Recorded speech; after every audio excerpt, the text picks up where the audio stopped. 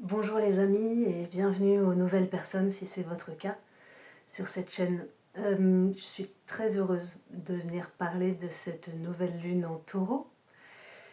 Très heureuse parce que je pense que vous l'avez senti, la période a été quand même très intense depuis la pleine lune en scorpion, y compris post-pleine lune, lorsque la lune a fait carré aussi au soleil, lorsqu'elle est passée sur Pluton. On a été quand même baigné longtemps dans cette énergie scorpion, je trouve. Et là, c'est l'heure de la paix, c'est l'heure de la simplicité. Grâce à ce que nous venons de vivre, de traverser, aussi intense que cela ait pu être, je ne sais pas pour vous, mais pour moi, je dois dire que c'était particulièrement corsé. J'ai beau être une habituée de l'intensité, là, j'étais servie. Voilà, là c'est vraiment le temps de se poser, de s'asseoir sur ce soleil en taureau qui cherche à être en toute simplicité, à ressentir, à être pleinement, oui, c'est bien le mot, il s'agit de plénitude avec le taureau, d'être dans ses sens, dans tous ses sens. Là, le soleil donc a rendez-vous avec la lune, ils sont tous les deux ensemble sur ce 26e degré du taureau, donc bien en fin de cycle, en fin de parcours du soleil dans le signe du taureau, donc il est quand même très empreint de cette énergie taureau.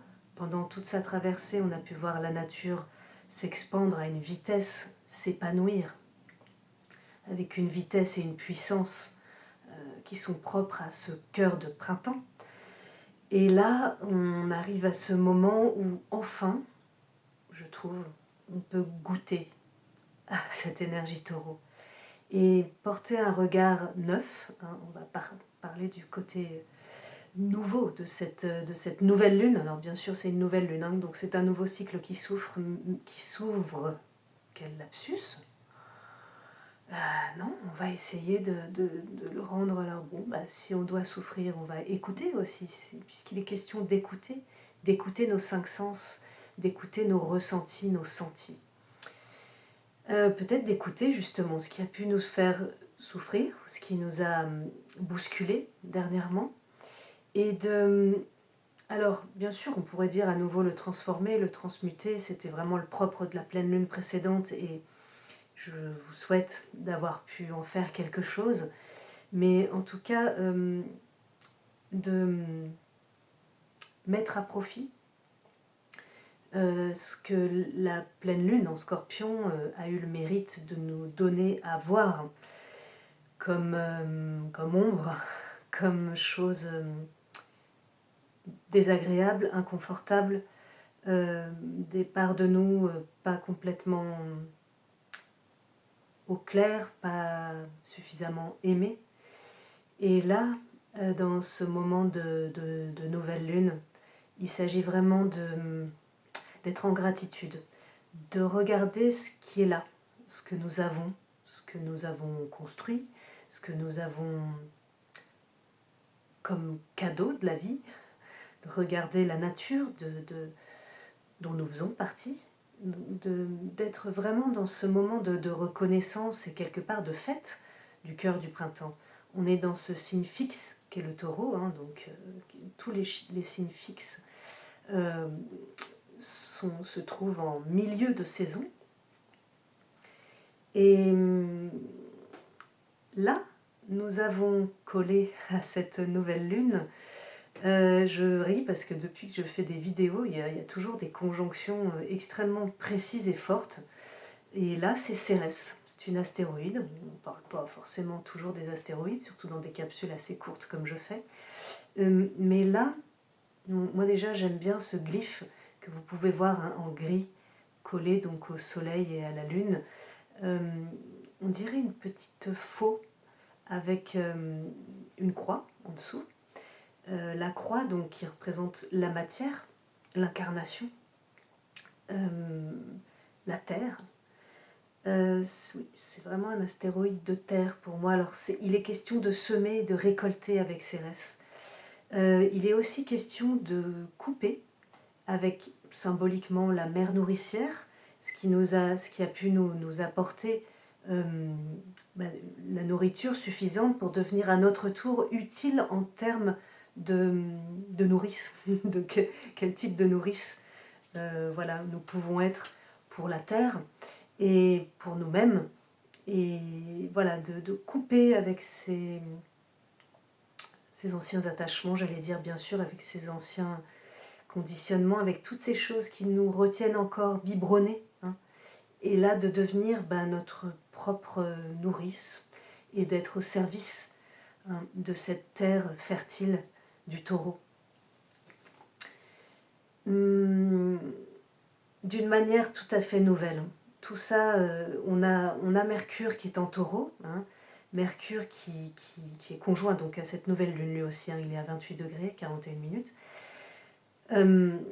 Donc qui vient de traverser tout ce signe du taureau, qui a été plutôt ralenti, hein, Mercure qui maîtrise les Gémeaux et la Vierge, est plutôt une planète, on va dire, rapide, de connexion, hein, qui fait des liens rapidement, qui en jouit même, hein, qui adore ça, faire des connexions, mettre en lien les idées, les gens, les pensées.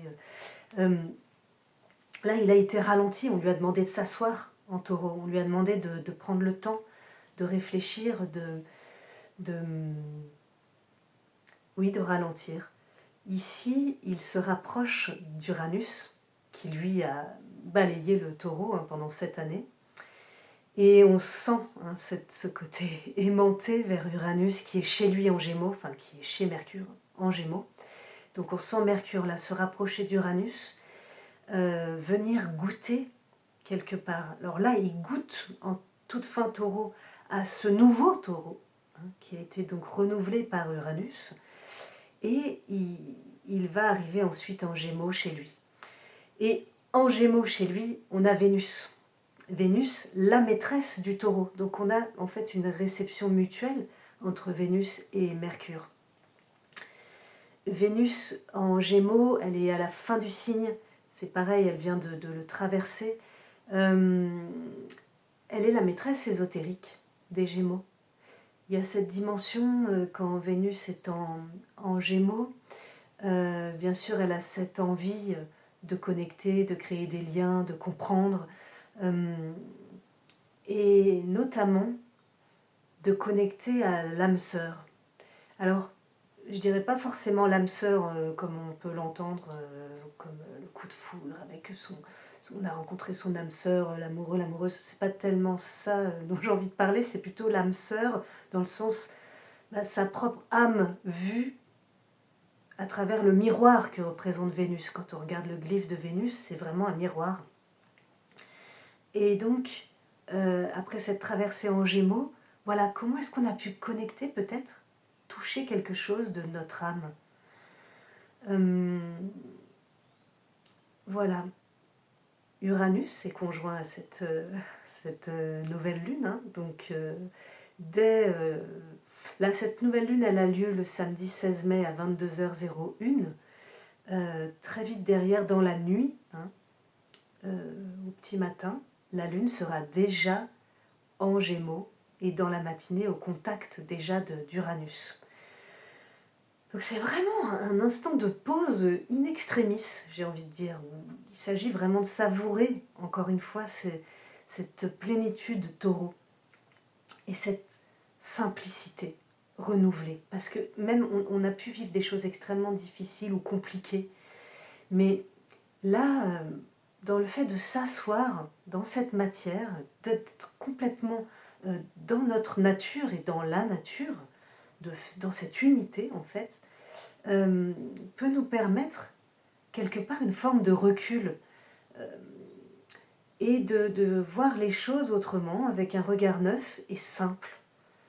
Voilà, on pourrait se dire, mais si c'était simple, il y a ce côté trouvaille, eureka, déclic de compréhension avec Uranus, mais simple. Voilà, comme si tout ce passage aussi dans le signe du taureau lui rendait une nouvelle simplicité. C'est un petit peu ce qui me plaît avec cette nouvelle lune et ce que je perçois depuis très peu de temps. Moi, j'enregistre 4 jours avant, donc là, on n'y est pas encore. Mais je le pressens, et je le pressens d'autant plus que ce qui se passe dans 2 jours, enfin le 14 mai, 2 jours avant la nouvelle lune, c'est qu'il va y avoir un quasimi du Soleil et de Mercure. C'est-à-dire que Mercure va baigner littéralement dans le Soleil, vu de la Terre, il sera vraiment complètement dans l'axe du Soleil, ce qui signifie qu'on va avoir comme un reset intellectuel, un reset de comment on perçoit les choses, comment on les comprend, comment on peut avoir un moment de lucidité, qui, en tout cas, ça nous est offert le 14 mai, le jeudi, dans l'après-midi, vers 16h30, je crois. Et voilà, donc il y a comme une rencontre, quelque part, de l'esprit dans la matière, Taureau. Et voilà, j'avais aussi envie de rendre hommage à ce signe du Taureau, dont on parle souvent comme d'un signe matérialiste. Bien sûr, c'est le signe, on va dire, qui représente le plus l'incarnation quelque part, puisqu'il est vraiment lié à tous nos sens, au fait que nous sommes incarnés. C'est un signe de chair, quoi, qui d'ailleurs fait appel au contact, au goût, au plaisir de la chair. Et voilà, cette rencontre, c'est ça que je disais, de l'esprit dans la matière, là ça nous est donné. Et il y a quelque chose où, dans ce temps d'écoute, ce temps de pause, Taureau, en simplicité, en paix, où il y aurait aussi à arroser nos pensées, nos paroles et nos actes, dans un deuxième temps, de cette simplicité que nous souhaiterions voir incarnée. C'est vraiment un aspect de manifestation extraordinaire là, qui nous est donné à vivre.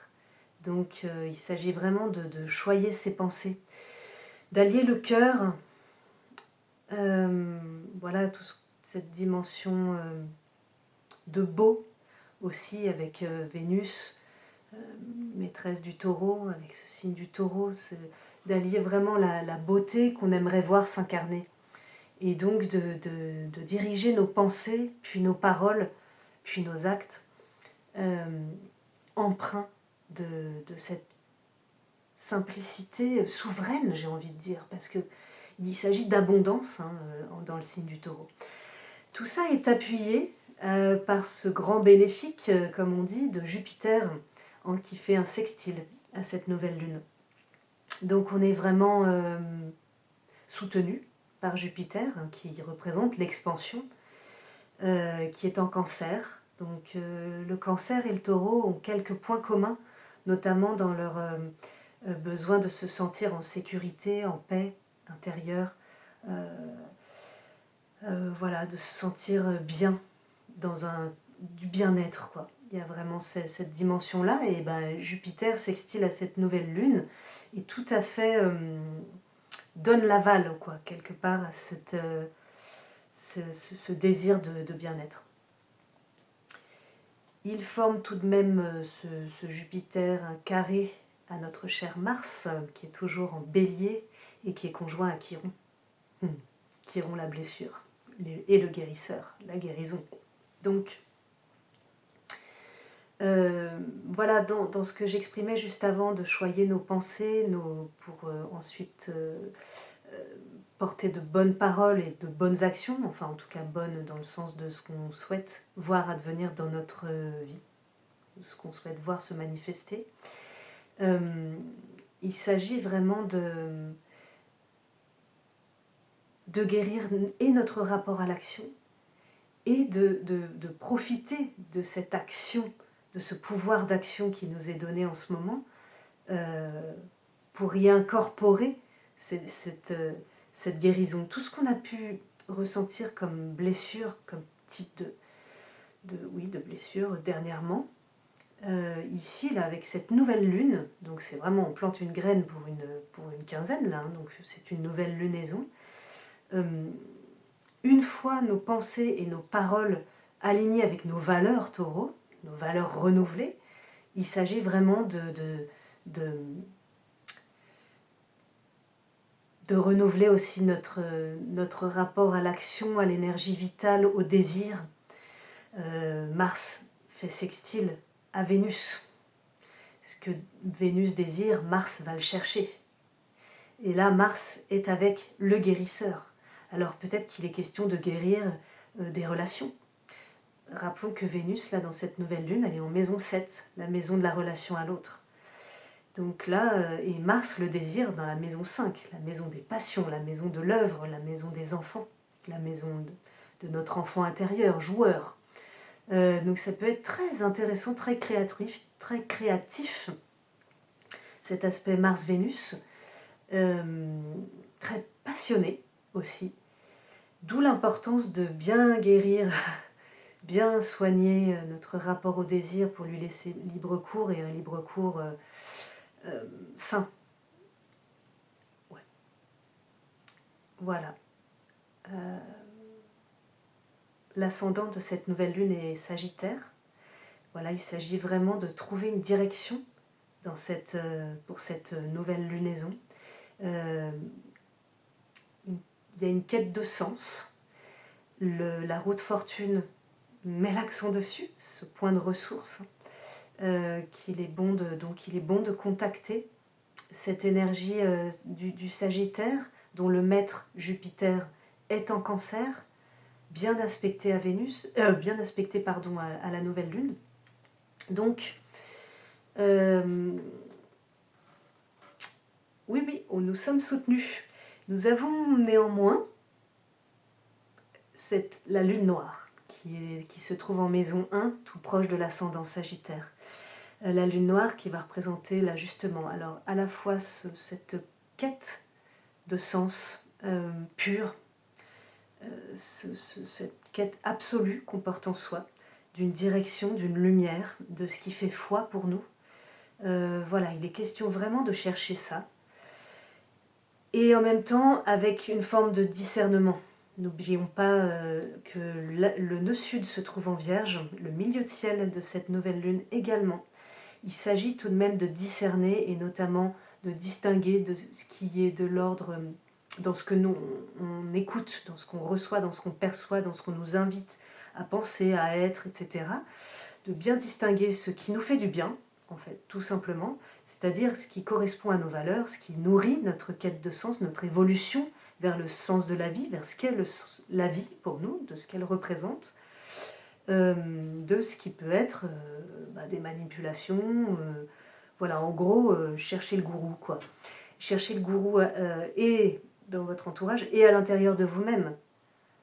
Qu'est-ce que vous vous faites encore croire qui ferait foi, alors que finalement c'est peut-être plus aligné avec les valeurs renouvelées auxquelles il nous est demandé de connecter. Voilà, je pense que je vais conclure là-dessus. Je vous remercie de votre écoute.